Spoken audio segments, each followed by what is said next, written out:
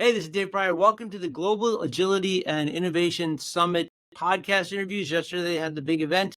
Today, I'm joined by Jon Kern, who is one of the original gangsters of Agile, one of the 17 people in that room that changed all of our lives. So thank you, Jon, for giving all of us jobs.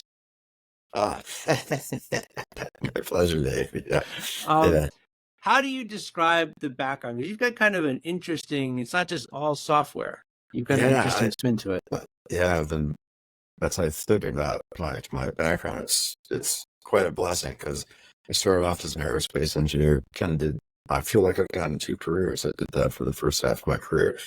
But the morphing of realizing, this power of software, I actually started doing jet engine testing and things like that. I saw people doing this funny stuff, like the keyboards. Yeah, and then something changed so that, on the engine room monitoring and test cells and stuff. Then I got into flight simulation, centrifuge, man in the loop, fighter pilots, F-14 fighter pilots, 3 flat spins with actual negative 6Gs training, and just kept working. Well, they ended up closing the base, so I created my own engineering company, and we did a lot of, never did that kind of. Well, I should thank the Defense Department work because that's what led me to lightweight methodologies. Okay. Right. So that was, now we would say an agile process, but it was just being pragmatic. Like, hey, I'm a taxpayer. This is stupid. Like, let's just be a little more, effective, cost effective. So it's been a great ride. To bring stuff, Peter Code together, stuff, created their company. So I created my own company, and we created another company that was even more successful. Okay. Did some. I kept direction code today. We have a firefighting app that I started kind of keep myself a little bit honest during development and test development. Wow, working that's awesome. closely. Yeah. Okay. So, but Adaptivist is where I work now, and they're known mostly in the Atlassian space because they're kick-ass. I've been using Jira forever in Confluence, but through a friend, I was introduced to the CEO and Simon. Simon is the one supporting. I talked to him at our year-end closing last year, and he's really supportive of the reimagining Agile movement. Okay. So he's actually funding, so to speak, the web app development is through Digital, an Adaptivist company. So, I'm an Agile consultant. I'm curious for your take on this. I was talking with Heidi earlier, and we were talking about just the history of managing work, right? And how when Frederick Taylor got started, there was a problem that he was trying to solve, and he solved it. But that created problems for us down the road when we got into software and technology and knowledge work. And then you guys came along with the fix for that, which was Agile. And now I'm wondering, is the problem shifted so much? Like, you're talking about reimagining Agile. What's the problem now? That's a great way to put it. It's kind of my journey. What sort of kicked this off was probably the especially trips overseas, different countries, different languages even, and maybe a couple straws broke the proverbial camel's back. The Polish community was kind of retranslating the manifesto. Then it's like, at a certain point, they contacted me, had some questions, and it was fascinating. I joked at the end that they probably spent more time in the manifesto than all of us. You guys did? Yes. So I appreciate that. But it made me realize a couple things. One was, plus the different talks I've done, whether it was Serbia or wherever, different places around the world. There's a lot of folks that don't even know what was going on. Right? We were doing stuff to kind of combat heavyweight pilot people. Growing up, there's a lot of people in the development world where they only know quote unquote Agile. So it's like, oof. I find that really hard to teach Agile to people that don't know what waterfall is, because I always describe it as like, this is the fix for that. But if you don't know what was broken before. Right. And so there's that kind of realization. There was, I figured it was one of the principles, can I hear, kind of say, what did you need? Yeah. And their English was really good. But there we go. the language actually, we can't even say that in our language, so which is There are words, fascinating. yeah. Right. We don't have the word. We can't say it like, I mean, English is we'll take anything from any language, whatever Yeah. works. Right. It's a horrible language to try to learn it. I realize. Thank goodness I grew up, like learning it from a baby. But that was interesting too. So Yeah. like, wow, like some of these concepts might not actually even quote unquote translate, which is, I never thought about that. So Yeah.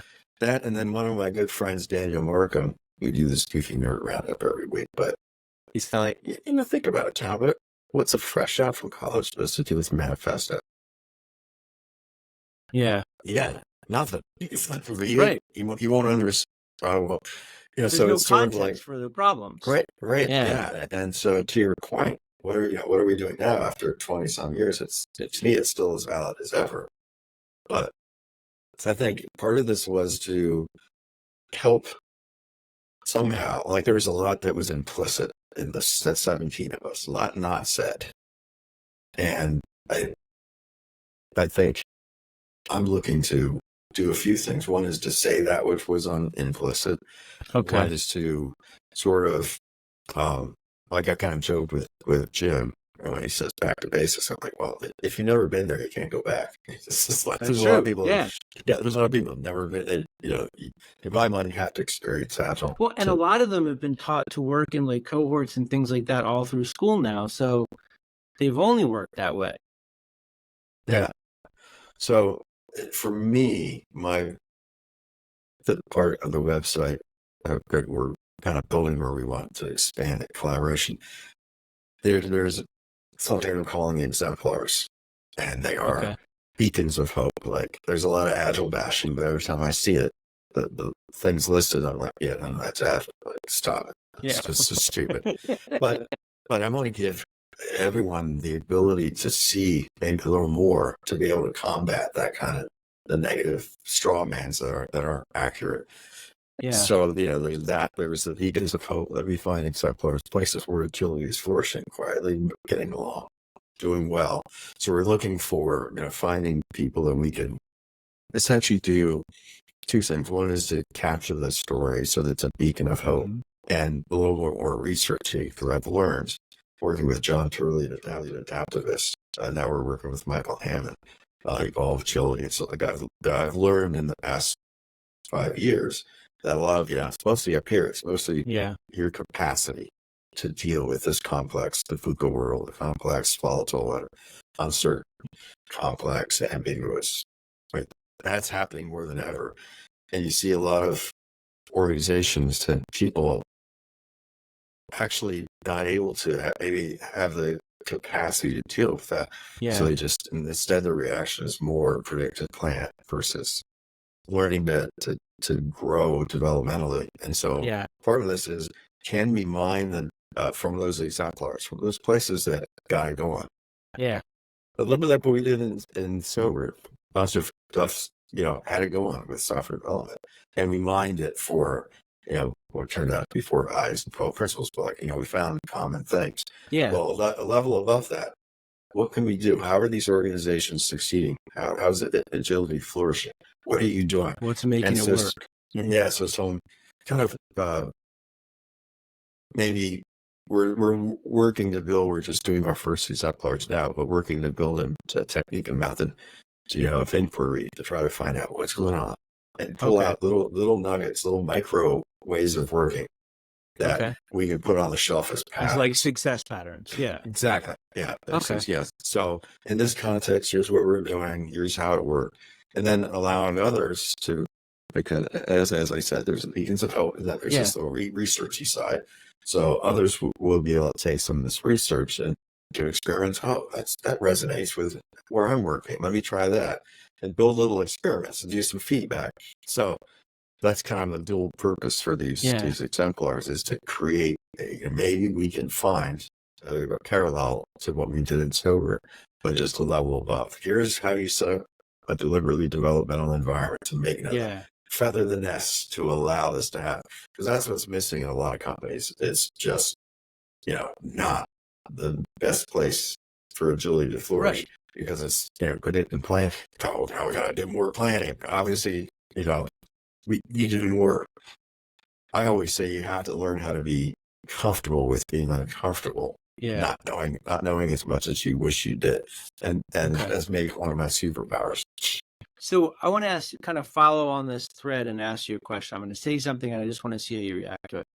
With a lot of this stuff that's happened in the agile space over the past couple of years, with the layoffs, with companies kind of turning back towards having like technical program managers and kind of bringing some of the waterfall stuff back in because that uncertainty is freaking them out and they didn't get what they wanted out of agile.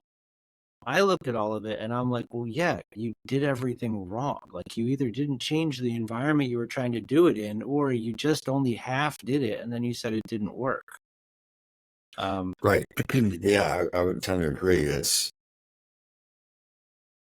either, folks or the environment that they're in force them into Yeah. those modes of operation, or it's just frankly, it's the way that they make their meaning. This maybe expert, maybe Okay. achiever, and then they can't see the bigger picture. They can't see beyond that, and so their only, let's say, their only hammer is predict, plan. Yeah. At least it's better than command and control. They know how it's wrong. Well, I think that the problem is that if they don't realize you need a different way Mm-hmm. of making your meaning in the face of this complexity, they just double down and think more planning. And then when that doesn't work, well, we're going to blame, well, this is this agile stuff. And to your point, well, not really. It's just your poor implementation. You're just doing it wrong. Right. Yeah. And you kind of like you don't get it. And I think what happened was that it's a little bit like the problem with story points. I mean, this might be a dopey analogy, but it's that sadly the fact that you attach a number to something, or even t-shirts, hey, you pick anything, it gives the illusion that you know more than you do. Of certainty. Yeah. Yeah, of certainty, right? And that's, I think, the root cause is People forget that the value of it's the conversation the team has, not the number. correct. And I think if you are, let's say, unable to stand back and see the different perspectives, you don't have the tools. And that's the other thing I hope Reimagining Agile can provide is some tools and methods and refocus that individual. I always say, if you want to pick one value, individuals and interactions, so process and tool, and learning, that the importance of, people, process, and tool. People will trump everything all the time. They'll create their own process. They'll create their own. Well, we flipped that on its head, with like over reliance on assuming certifications and doing the thing versus being able to have a broader perspective. I think that's the backlash to it is, well, gee, that didn't work. Yeah, no kidding. So I've got one final question to ask you. You've mentioned, the people that are coming up now that don't have the experience of like learning a way that's better than waterfall or a traditional approach. You're one of the 17 people that was in that room. So if there was an agile porch, you would have every right to be up on that porch waving your cane at the youngsters out in the street. What do you want to yell to that community to make sure that they don't forget to pay attention to? That's a great question. For me, I think there are a few things I would yell. Often would say things like mind the gap. The cool play out words. Yeah. For like the adaptivist is based in the UK, the gap between the platform and the train. What I talk about is the gap in time between taking an action and getting feedback. So yeah, you can build a product and see if it sells. That's pretty expensive gap in time. Yeah. Right. And TED is super short gap to sell. Think about, like, for me, the yelling would be mind the gap, be humble, because you don't know as much as you think you do. So stop it. like stop doing so much depth of detail so Yeah. far in advance. As if you really go people, stuff. Yeah. Those two things are the things I'd be just, mumbling and muttering in my old age. Just like, why look up? Be humble. Don't always stop to you think I know. Stop That, it. yeah. Awesome. More isn't better. Yeah, more planning. Yeah, no. Yeah, just embrace the uncomfortableness with not knowing. Yes. Yeah. All right. Yeah. Well, thank you very much, John. I appreciate it. If people want to get in touch with you and follow up with some questions, what's the best way to do that? How should they reach you? Yeah. Okay. They'd be shocked at how much time I give to people I don't even know. Just people contact me, and I'll jump on the Zoom with folks and their teams, and because I learned as much. I learned a lot. So hit me up, LinkedIn, Jon Kern. Thank you, and thank you for all the work that you've done for all of us to help us hopefully make things a little better. Yeah. Well, thanks, Dave. Appreciate it. Thanks.